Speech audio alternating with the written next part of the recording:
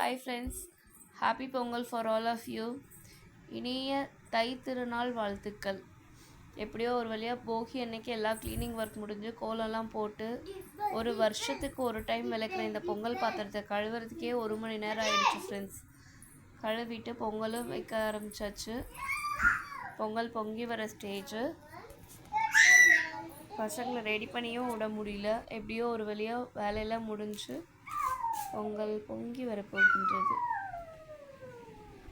பொங்கல் பொங்கிடுச்சு. வடகிழக்கு சைடில் தான் விழுகு மாட்டிருக்கு. பொங்கலோ பொங்கல். பூ கட்டி பொங்கல் பொங்குற நேரத்தில் பூவெல்லாம் கட்டி வச்சுட்டு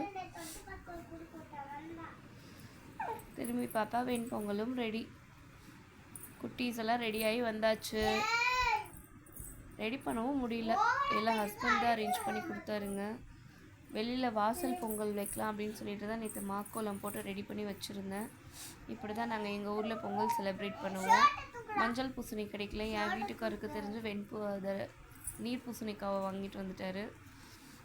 அரேஞ்ச் பண்ணி விளக்கு காற்றுக்கு எரியவும் இல்லை, ஒன்றும் இல்லை. பட் ஈவன் மேனேஜ் பண்ணியாச்சு.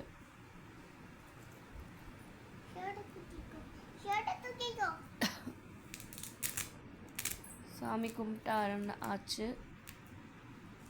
இவங்க எங்கள் ஃபோனில் தான் இருக்காங்க.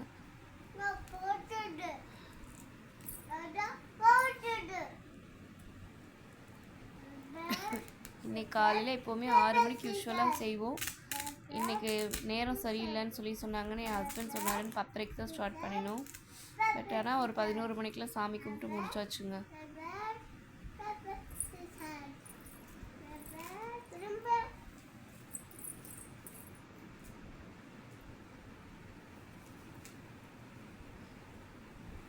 அங்கே ஒருத்தருக்கு பொங்கலுக்கு வேணும் இப்போவே.